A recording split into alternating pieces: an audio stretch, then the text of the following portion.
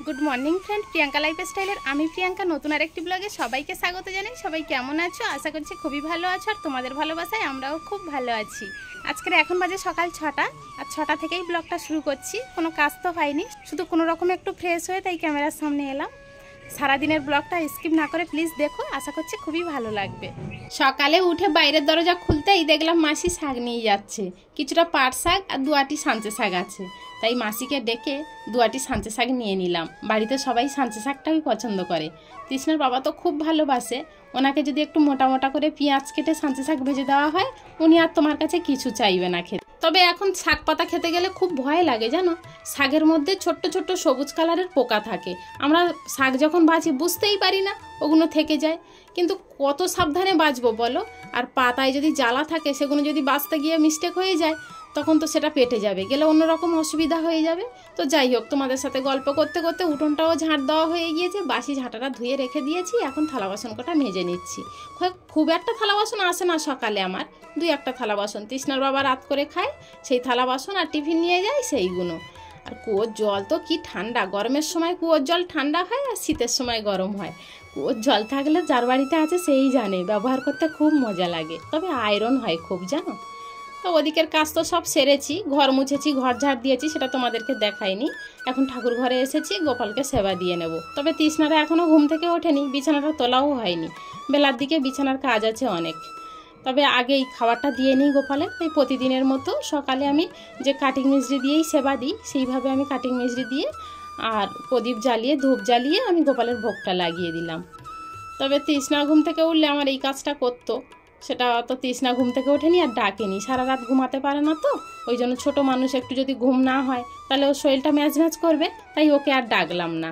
এদিকে আমার পুজোটাও দেওয়া হয়ে গিয়েছে, এবার ফুল কটা তুলে আসি। নিজের গাছের ফুল, কিন্তু বেলা হলে তো আর ফুলই পাবো না। মানে এ দুটো নিয়ে যাবে, ও দুটো নিয়ে যাবে, এই করতে করতে আমার আর ফুল তোলা হয় না। ফুলের থাকেই না পুজো দেওয়ার সময়, তখন একটু রাগ হয়ে যায়। তাই আমি সকালে গোপালের দেওয়ার পরে ফুলগুলো আগে তুলে নিই। আর এখন তৃষ্ণাকে তুলে আমি ওকে ফ্রেশ করিয়ে তাই গানে বসিয়েছি। সকালে একটু ঠান্ডা আছে তাই ওকে গানটা করিয়ে নিচ্ছি। তৃষ্ণার গান করিয়ে রেখে ওকে টিফিন খেতে দিয়ে আমি এখন এসেছি রান্না করতে। আর আজকের রান্না করছি একটা সবজি, এতে রয়েছে বটবটি, ঝিঙে, পটল আর পেঁপে, এই দিয়ে একটা সবজি করব। আর ভাত আমার প্রথমেই হয়ে গিয়েছে। এই যে ভাত আমি ফ্যান ঝাড়িয়ে হাঁড়ি বসিয়ে রেখেছি। আর সকালে যে শাক নিয়েছিলাম সেই শাকগুলো ভাজবো, তাই শাকগুলো ভালো করে কেটে নিয়েছি। তবে আমি শাক খুব একটা ঝিরিঝিরি করে কাটি না, শাক ভাজতে গেলেই গলে যায়, ওই জন্য ঝিরিঝিরি করে কাটার কোনো মানেই হয় না। আর এতে গোটা গোটা দুটো লঙ্কা দিয়ে শাকটা ভালো করে ধুয়ে নিচ্ছি। লঙ্কাটা যদি তেলের ওপরে দিই সবাই খুব কাশে, আর গরমের সময় তো সবাই অতিষ্ঠ হয়ে যায়, ওই জন্য লঙ্কাগুলো আমি শাকের সঙ্গে দিয়ে দিলাম। আর শাকটা আমি কিভাবে রান্না করি দেখো, যে কোনো শাক যেভাবেই রান্না করি না কেন, আমি কড়াইতে একটু জল দিয়ে তাতে একটু লবণ দিয়ে জলটা ফুটিয়ে তারপরে শাক দিয়ে নেড়ে চেড়ে ওই শাকটা ঝুড়ির খোলে ঢেলে দিই, তাহলে জলটা চলে গেল। আর পোকা থাকলেও আমার কোনো অসুবিধা হলো না, পোকাগুলো মরে গেল, আমি এতে করে নিশ্চিন্ত হতে পারি। শাক খেতে গেলে আমার মায়ের কথা মনে পড়ে জানো, আমার মা একবার শাক রান্না করে খেয়ে ডায়রিয়া হয়েছিল, ওই জন্য আমার মনে প্রচণ্ড ভয় হয় শাক খেতে গেলে।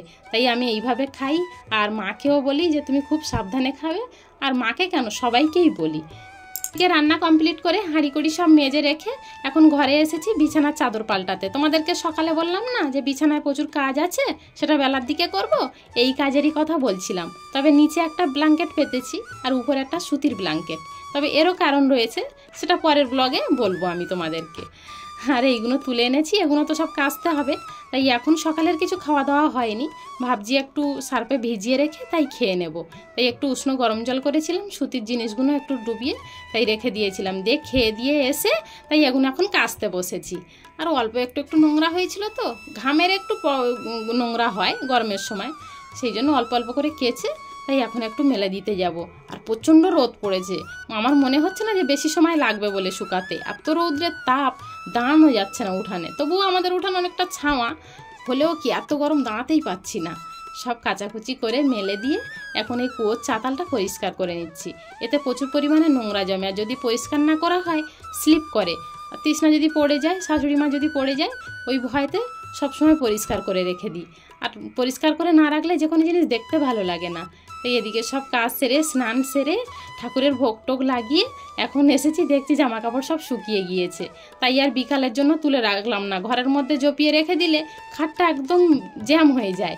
ওই জন্য আর উঠোনে দাঁড়িয়ে দাঁড়িয়ে আমি এগুলো সব ভাঁজ করে নিয়ে নিচ্ছি একসাথে। চলো তাহলে ভিডিওটা এখানেই শেষ করছি, দেখা হচ্ছে আবার কাল। আজ তবে আসি, টাটা।